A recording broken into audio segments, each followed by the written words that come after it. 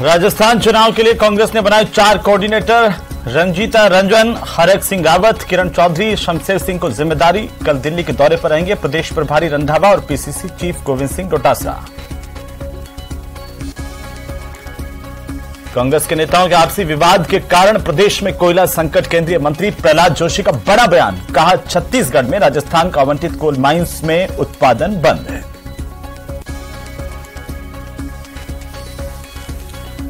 तो प्रदेश में लड़खड़ाएंगी चिकित्सा सुविधाएं। कल सामूहिक अवकाश पर रहेंगे नर्सेज। 11 सूत्रीय मांगों को लेकर जयपुर में जुटेंगे करीब 30,000 से ज्यादा नर्सेज कर्मचारी। दौसा में पुलिस पर फायरिंग करने वाले आरोपी को किया गिरफ्तार। लगी गोली, दौसा जिला अस्पताल में इलाज के लिए लाया गया आरोपी।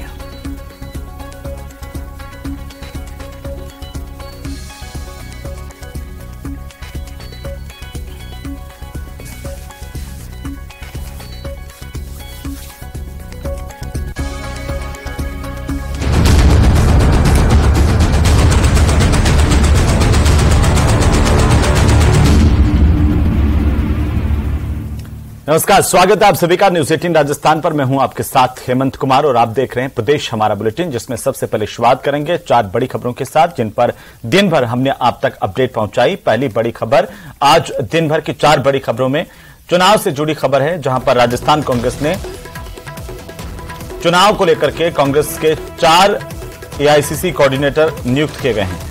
वहीं केंद्रीय मंत्री अर्जुन मेघवाल ने आज कांग्रेस पर बड़ा हमला बोला, कहा कि कांग्रेस झूठ फैलाकर राजनीति करती है। अर्जुन मेघवाल आज अनुसूचित जाति महासम्मेलन को संबोधित कर रहे थे। तो वहीं ब्यावर के मसूदा में सचिन पायलट ने एक चुनावी सभा को संबोधित किया, कहा 2023 के चुनाव 2024 की दिशा तय करेंगे। उधर दौसा में पुलिस पर फायरिंग का आरोपी गिरफ्तार किया गया है। मुठभेड़ में आरोपी को गोली लगी है, इसका इलाज जारी है। आज की 4 बड़ी खबरों की 4 तस्वीरें आपकी टीवी स्क्रीन पर। दिन भर अपडेट हमने आप तक पहुंचाई इन खबरों को लेकर के, और अब खबरों को देखते हैं एक एक करके। चलिए आगे बढ़ेंगे। और इसी बीच बालोतरा के सेंधरी से बड़ी खबर, जहां लूनी नदी में डूबने से 3 बच्चों की मौत हुई है। नहाने के लिए ये बच्चे लूनी में उतरे थे, तीनों बच्चे, और तीनों की मौत होने की दुखद खबर मिल रही है। जानकारी के बाद पुलिस ने इनके शव निकलवा लिए। सेंधरी थाना इलाके के पायला कला गांव के पास की घटना बताई जा रही है। पुलिस ने तीनों के शवों को मोर्चरी में रखवाया है। बहरहाल पूरे गांव में सन्नाटा पसरा हुआ है। 3 बच्चों की डूबने से मौत हुई है। लूनी नदी में नहाने के लिए गए बच्चे डूब गए और इनकी मौत हो गई। जैसे ही जानकारी पुलिस को मिली, पुलिस की टीम मौके पर पहुंची। गांव वालों की सहायता से इन बच्चों के शवों को बाहर निकलवाया गया है। शवों को मोर्चरी में रखवाया गया है। बालोतरा के सेंधरी से इस वक्त की सबसे बड़ी खबर। न्यूज 18 राजस्थान पर सबसे पहले सबसे तेज और तस्वीरें आपकी टीवी स्क्रीन पर मोर्चरी के ठीक बाहर की, जहां पर जैसे ही लोगों को पता चला, गमगीन हालत में लोग पहुंचे। ये तीनों बच्चे जानकारी के अनुसार लूनी नदी में नहाने के लिए उतरे थे, लेकिन अपना जीवन खो बैठे। सेंधरी से बड़ी जानकारी आ रही है। लूनी में डूबने से 3 मासूम बच्चों की मौत हुई है। तो चलिए आगे बढ़ेंगे। और इसी बीच बड़ी खबर, राजस्थान विधानसभा चुनाव के लिए 4 एआईसीसी कोऑर्डिनेटर नियुक्त किए गए हैं। चुनाव को लेकर के 4 एआईसीसी कोऑर्डिनेटर बनाए गए हैं। बड़ी जानकारी इस वक्त की, राजस्थान विधानसभा चुनाव को लेकर के 4 कोऑर्डिनेटरों की नियुक्ति की गई, जिसमें रंजीत रंजन, हरक सिंह रावत, किरण चौधरी, शमशेर सिंह को कोऑर्डिनेटर बनाया गया। बिहार, उत्तराखंड, हरियाणा और पंजाब के नेताओं को चुनाव की अहम जिम्मेदारी दी गई है। कोऑर्डिनेशन की समन्वय स्थापित करेंगे। और इसके साथ ही बीपी सिंह, राजेंद्र सिंह कुपावत, मधुसूदन मिस्त्री के साथ अटैच किए गए हैं। तो इसे लेकर के भी आदेश जारी किए गए हैं। एआईसीसी की तरफ से 4 कोऑर्डिनेटर्स की नियुक्ति इसी के साथ की गई है।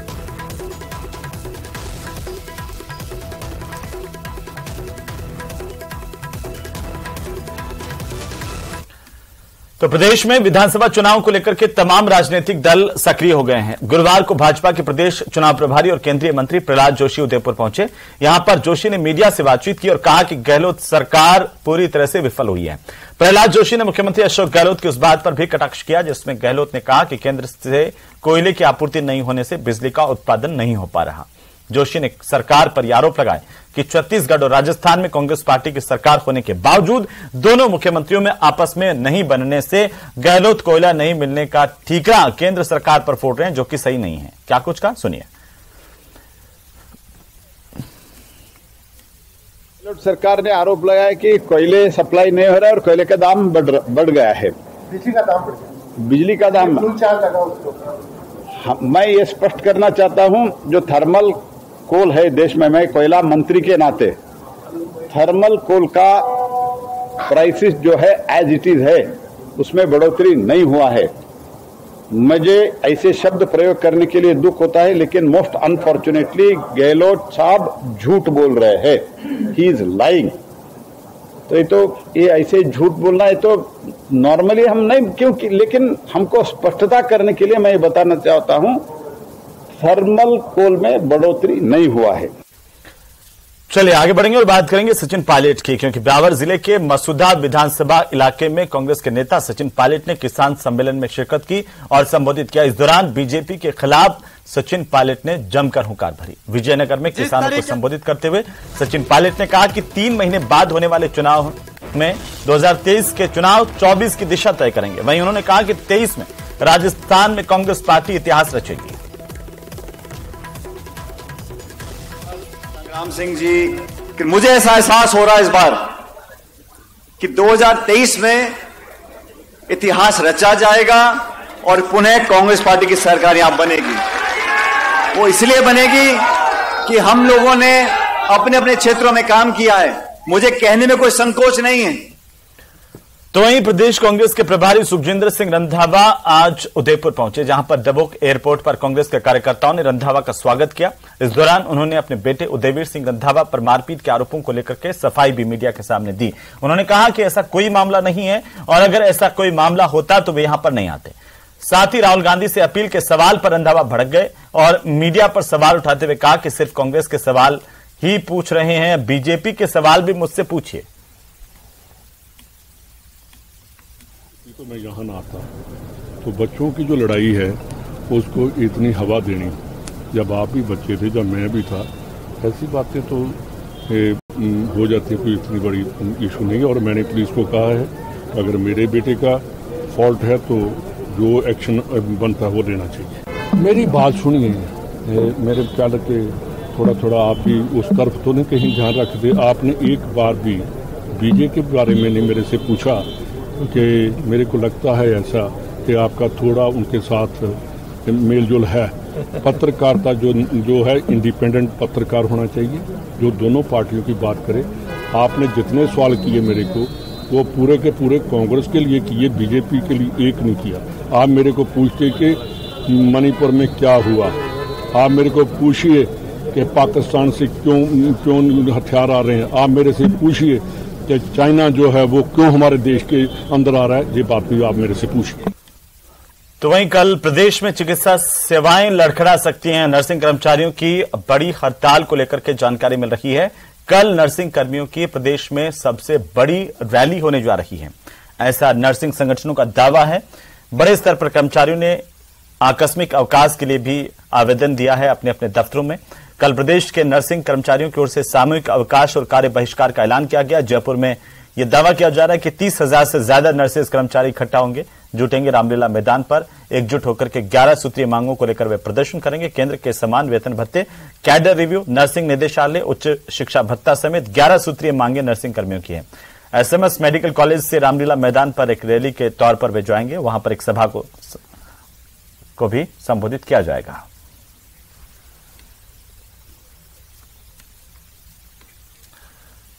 तो वहीं प्रदेश में चुनाव को लेकर के तैयारियां शुरू हो गई हैं। प्रदेश में मतदान को नई तकनीक के साथ जोड़ने और युवाओं को अपनी जिम्मेदारी समझाने के साथ ही असमर्थ लोगों को मतदान केंद्रों तक पहुंचाने या फिर निर्वाचन विभाग की ओर से खुद उन तक पहुंच करके उनसे मतदान करवाने पर जोर दिया जा रहा है, ताकि कोई भी मतदान से वंचित नहीं रहे। और इसी को लेकर आज निर्वाचन विभाग ने प्रारूप फोटो मतदाता सूचियों के प्रकाशन को हरी झंडी दे दी, प्रकाशन कर दिया। और इन सूचियों के मुताबिक प्रदेश में पिछले चुनाव के 4,76,00,000 मतदाताओं के मुकाबले इस बार बढ़कर के 5,20,00,000 से ज्यादा मतदाता हो गए हैं। और इसी के साथ मतदान केंद्रों की संख्या में भी इजाफा हुआ है। मुख्य निर्वाचन अधिकारी प्रवीण गुप्ता ने इस बात को लेकर के जानकारी दी है।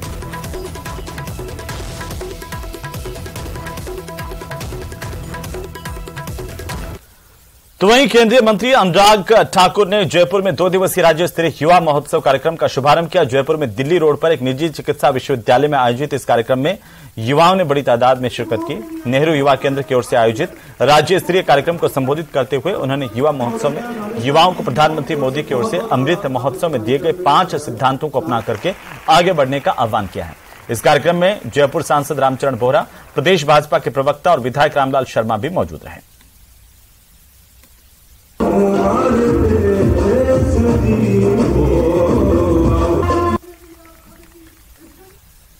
तो वहीं फुलेरा आबकारी विभाग ने नशे की तस्करी के खिलाफ बड़ी कार्रवाई की है और तस्करी कर लेकर जा रही अंग्रेजी शराब का जखीरा पकड़ा है। इस पूरे मामले पर पुलिस ने एक तस्कर को ट्रक के साथ गिरफ्तार किया है। यह शराब आरोपी ट्रक में छिपाकर ले जा रहा था और ट्रक से पंजाब निर्मित कई ब्रांड की अलग अलग अंग्रेजी शराब के 350 कार्टन जब्त किए गए हैं। जब्त शराब की कीमत करीब 25 लाख रुपए की बताई जा रही है। फिलहाल आबकारी विभाग की पुलिस इस पूरे मामले को लेकर जांच कर रही है। चलिए आगे बढ़ेंगे और इसी बीच दौसा से इस वक्त की सबसे बड़ी खबर है, जहां पर पुलिस पर फायरिंग करने वाले आरोपी की आखिरकार गिरफ्तारी हो गई है। पुलिस और बदमाशों के बीच एक बार फिर से मुठभेड़ हुई है। वहीं इस मुठभेड़ में आरोपी को गोली लगी है। यह बदमाश गोली लगने से घायल हुआ। बदमाश नवीन सिंसनवार, जिस पर आरोप है कि पुलिस पर फायरिंग करके यह फरार हो गया था अपने साथियों के साथ, आखिरकार पुलिस ने कई घंटों की जद्दोजहद के बाद इसको पकड़ा। उससे पहले मुठभेड़ हुई, इसने भी पुलिस पर गोलियां चलाई। जवाब में पुलिस को भी कार्रवाई करनी पड़ी और इसको एक गोली लगी है। इसके बाद इस बदमाश को दौसा के जिला अस्पताल ले जाया गया, वहां पर इसका इलाज जारी है। एक बार फिर पुलिस और बदमाशों में मुठभेड़ हुई है। आज बदमाश नवीन सिंसनवार को गोलियां लगी हैं। पुलिस और बदमाशों के बीच ये मुठभेड़ हुई है और इस मुठभेड़ के बाद अब इसे जो घायल बदमाश है इसको जयपुर रेफर किया जा रहा है। दौसा जिला अस्पताल से एम्बुलेंस के माध्यम से इसे जयपुर रेफर किया जा रहा है। कल जिस तरह प्रहलाद सिंह कांस्टेबल को इसी आरोपी ने फायरिंग की थी और इसी ने गोलियां मारी थी, 2 दिन से सर्च अभियान चला रही थी, उसके बाद में अब इस आरोपी को रेफर किया जा रहा है और इसको जयपुर रेफर किया जा रहा है। हमारे साथ जिनको डॉक्टर जो ट्रीटमेंट किया था उस डॉक्टर हमारे साथ है। डॉक्टर साहब आपसे बात करेंगे, किस तरह की इंजरियां हैं, कितनी गोलियां लगी हैं, क्या है? पुलिस द्वारा आरोपी नवीन को हमारे यहाँ लाया गया था। उम्र 22 वर्ष है और हमारे द्वारा एग्जामिन करने के बाद जो प्राइमरी ट्रीटमेंट किया जा चुका है, पुलिस एक उसके दाएं पैर में गोली लगी और दोनों पैरों में घुटनों में फ्रैक्चर है, इसलिए तत्काल उनको आवश्यकता सर्जरी की आवश्यकता है और हमारे जो विषय विशेषज्ञों ने उसको देखा है और उसके पश्चात जयपुर एसएमएस के लिए रेफर किया जा चुका है। जीवन खतरे से बाहर है, फिर सर्जरी के लिए हमने आगे रेफर किया गया है। सर्जरी के पश्चात ही आगे की कार्रवाई और आगे की स्थिति के बारे में अवगत कराया जा सकता है। बिल्कुल, डॉक्टर्स का कहना है कि एक गोली लगी है और अब इस जो आरोपी है इसको जयपुर रेफर कर दिया है। हम पुलिस अधिकारियों से बात करने की कोशिश करेंगे कि किस तरह की इनपुट मिला था और किस तरह की सूचना मिली। सर, किस तरह की सूचना मिली थी और उसके बाद में क्या कार्रवाई हुई है और कितने लोगों को लगी है? अपने जवान कितने लोग इंजर्ड हुए हैं? यही हमारी स्पेशल टीम को और पुलिस को सूचना मिली थी कि जिस बदमाश ने हमारे कांस्टेबल के ऊपर गोली चलाई थी वो जंगल के अंदर नहर के किनारे छुपा हुआ है और उस सूचना के आधार पे हमने पूरे जो इलाका था, जो संदिग्ध इलाका था, जो सूचना थी, उसके आधार पे हमने ऑपरेशन चलाया था। ऑपरेशन के बाद में जो बदमाश था उसने फायरिंग की है। हमारी जो टीम थी उसने भी जवाब के अंदर फायरिंग की है और बदमाश को पकड़ लिया और पकड़ने के बाद में उसको यहाँ हॉस्पिटल के अंदर लाए। हॉस्पिटल से इसको वहाँ पे रेफर किया जा रहा है। अपने जवानों को कोई इंजरी हुई हो, वो चोट लगी हो? अभी हम तो इनको लेके आ गए थे, देखते हैं अगर किसी के लगी है कि नहीं लगी है। बाकी जो इंजरी कल हमारे जो जवान था उसके जो चोट लगी थी वो आप सब लोगों को ध्यान। बिल्कुल, आज लगातार दूसरे दिन बदमाश और पुलिस के बीच मुठभेड़ हुई है और इस मुठभेड़ में आज जो बदमाश था नवीन सिंसनवार, उसको गोली लगी है और क्योंकि आईजी जयपुर रेंज उमेश चंद्र दत्ता के सुपरविजन में ये पूरा ऑपरेशन चलाया जा रहा था और उसी ऑपरेशन के बाद में आज मुठभेड़ हुई है और मुठभेड़ में जो बदमाश है उसको गोली लगी है, जिसे अब जयपुर रेफर किया जा रहा है। करते वक्त जो दौसा की डीएसटी है उसके एक हमारे कांस्टेबल प्रहलाद सिंह पे इन्होंने फायर किया, जिससे वो इंजर हुआ है, जो ज़ैर इलाज एसएमएस में है।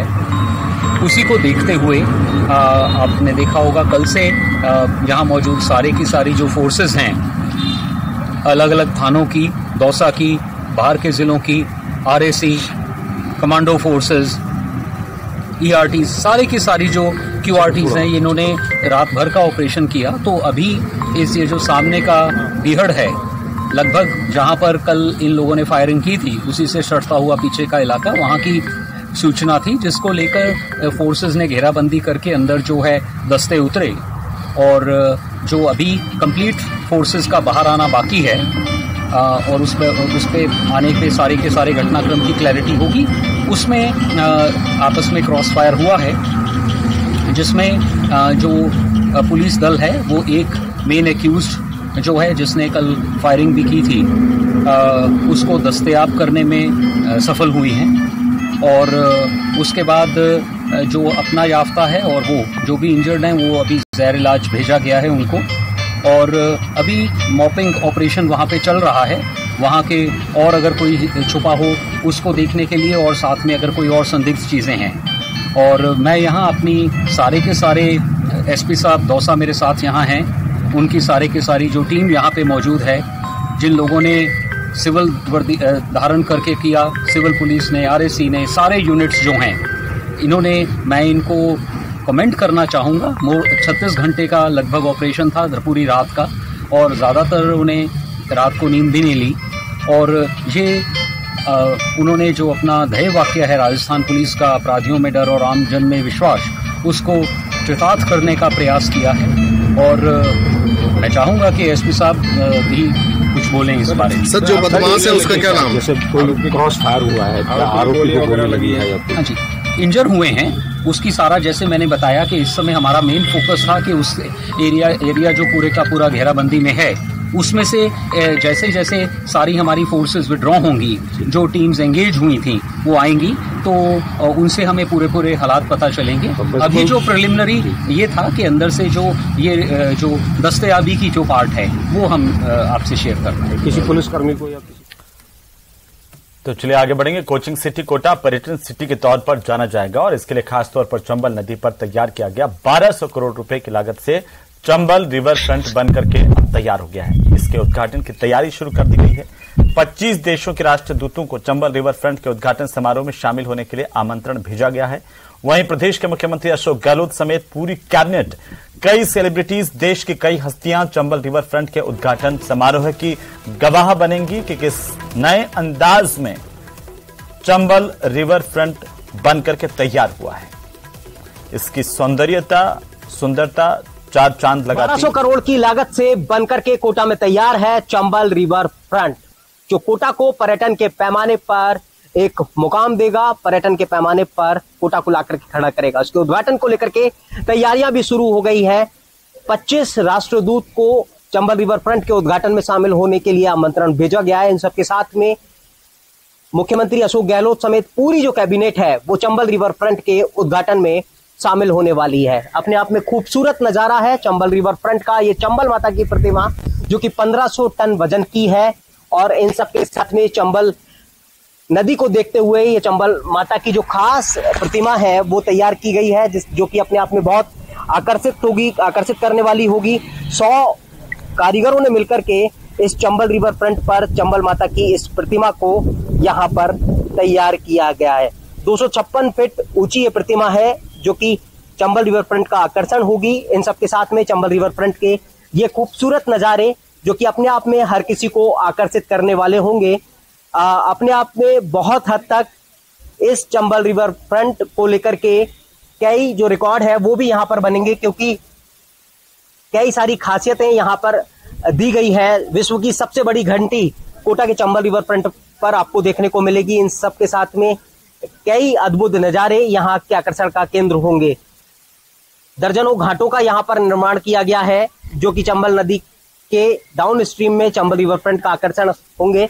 और ये खूबसूरती अपने आप में आपको बताने के लिए काफी है कि किस तरह से इस चंबल रिवर फ्रंट को तैयार किया है। तो अब इस चंबल रिवर फ्रंट की सौगात जल्द ही कोटा को, प्रदेश को, देश को मिलने वाली है, और अब उद्घाटन का जो काउंटडाउन है वो शुरू होने जा रहा है। तो कोटा के लिहाज से कोटा को बड़ी सौगात चंबल रिवर फ्रंट के तौर पर उद्घाटन के साथ में मिलने वाली है। हिमांशु मित्तल, न्यूज़ 18 कोटा। वहीं जयपुर के ईएसआई मॉडल हॉस्पिटल में आजादी के अमृत महोत्सव के पंच पल्लव प्रकल्प के तहत जयपुर शहर के सांसद रामचरण बोहरा की ओर से पौधारोपण किया गया है और इस मौके पर चिकित्सा अधीक्षक डॉक्टर अलका पाल, उपाधीक्षक डॉक्टर आरपी मीना, उपनिदेशक एसडी चंदेल, अमित श्रीवास्तव, नर्सिंग अधीक्षक बल्लाराम मीना समेत तमाम जो लोग हैं वो यहां पर मौजूद है। डॉक्टर्स यहां पर मौजूद है, स्टाफ मौजूद रहा।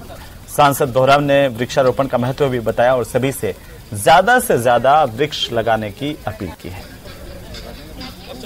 जहाँ पर हमेशा काफी लोग इलाज कराने के लिए भी आते हैं, यहाँ जो रेजिडेंट्स क्वार्टर बने हुए हैं उनके लिए किस प्रकार की आब हवा चाहिए और माननीय प्रधानमंत्री जी ने इस अमृत काल में स्वर्णिम काल तक के अवसर को हम पंच पल्लव वृक्ष लगाकर हमारे आत्मरक्षा के लिए, हमारे जीवन के लिए, सुरक्षित जीवन के लिए पंच पल्लव लगाकर आज यहाँ पर मैं सभी अधिकारियों का, कर्मचारियों का, सभी स्टाफ के लोगों का बहुत बहुत धन्यवाद देना चाहूँगा। प्रकल्प में जो माननीय सांसद श्री बोहरा जी ने हमें प्रोत्साहन दिया भागीदार बनने के लिए, उसके लिए मैं उनका आभार व्यक्त करती हूँ। और ईएसआईसी मॉडल हॉस्पिटल जो ग्लोबल वार्मिंग के चैलेंजेस में ये ग्रीन इंडिया मिशन में जो कंट्रीब्यूट कर पा रही है, इसके लिए हमें बहुत गर्व महसूस होता है। सो मैं अपने स्टाफ और ऑफिसर्स की तरफ से भी उनका आभार व्यक्त करना चाहती हूँ। तो वहीं G20 डेलीगेशन का आमेर फोर्ट में आज भ्रमण करवाया गया। आमेर फोर्ट में सांस्कृतिक कार्यक्रमों का भी खास आयोजन इसके तहत किया गया। राज्यपाल कलराज मिश्र के साथ ही केंद्रीय मंत्री पीयूष गोयल भी यहां पर शरीक हुए। मुख्य सचिव उषा शर्मा, राजस्थान पर्यटन की प्रमुख शासन सचिव गायत्री राठौड़ मौजूद हुई। G20 के सदस्य देशों के बारे में मंत्री भी यहां पर शामिल हुए। Wonderful arrangements for both our days of festivity. Ms. Gayatri Rathore, she's the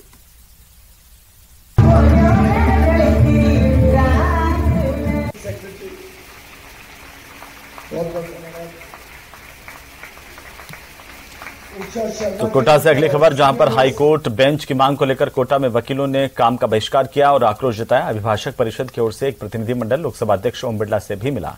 वहीं केंद्रीय मंत्री अर्जुन राम मेघवाल ने कोटा के वकीलों को यह आश्वस्त किया है कि जब भी राजस्थान में हाईकोर्ट बेंच की वर्चुअल सेंटर की स्थापना होगी तो एक सेंटर कोटा में भी खोला जाएगा।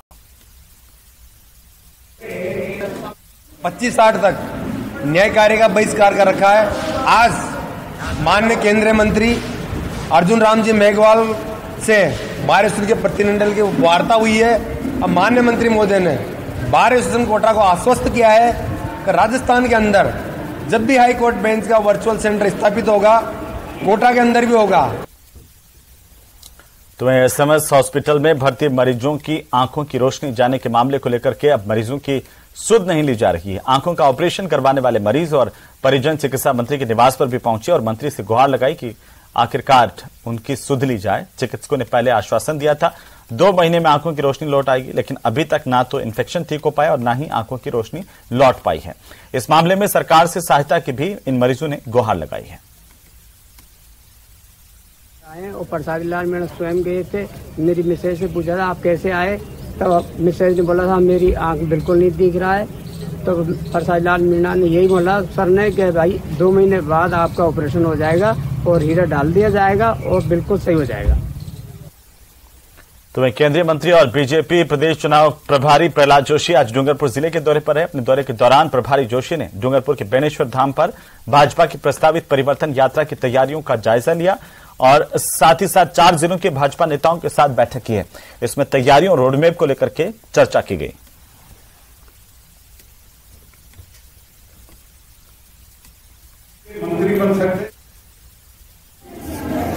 शुरुआत हो रहा है इधर इस पवित्र क्षेत्र में 3 तारीख को माननीय गृह मंत्री जी द्वारा उद्घाटन हो रहा है और उस दिन एक बहुत बड़ा जनसभा होगा और उसके बाद माननीय गृह मंत्री जी अमित शाह जी भी कुछ देर तक वो भी यात्रा में रहेंगे।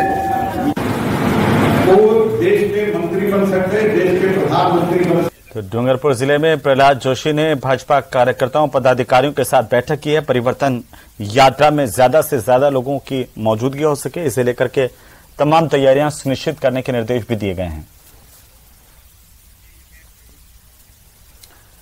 तो चलिए अगली खबर का रुख करेंगे। जयपुर में मेयर मुनीश गुर्जर ने अपना पदभार संभाल लिया। इसके साथ ही उनके सामने एक और नई मुश्किल आ गई है। ये खास रिपोर्ट देखिए।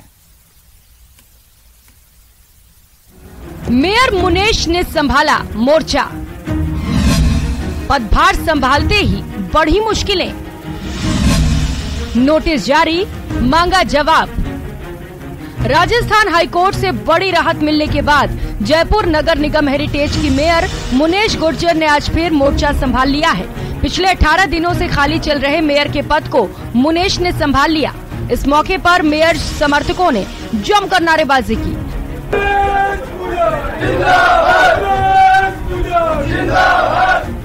पदभार संभालने से पहले मुनीश श्री गोविंद देव जी मंदिर और मोती डूंगरी गणेश मंदिर में पूजा अर्चना करने पहुंची। पदभार ग्रहण करने के बाद मुनीश गुर्जर ने कहा कि मेरी प्राथमिकता बिगड़ी व्यवस्था को दुरुस्त करना है। मैंने पहले भी मेरी प्राथमिकता सफाई और हर जनहित के कार्यों की है। आगे भी मेरा वही रोड मैप रहेगा। जनहित के जितने भी कार्य हैं वो ना मैं बाधित होंगी। मैं खुद फील्ड में उतरूंगी, फील्ड में काम करूंगी। और जयपुर की जनता ने मुझे अथाह प्यार दिया है। मैं हमेशा से रोड पे चलने वाली हूँ, अभी भी रोड पे ही चलूंगी। मेयर का पद संभालते ही उनकी मुश्किलें एक बार फिर बढ़ती नजर आ रही हैं। और इसी के साथ इस बुलेटिन में फिलहाल इतना ही। नमस्कार।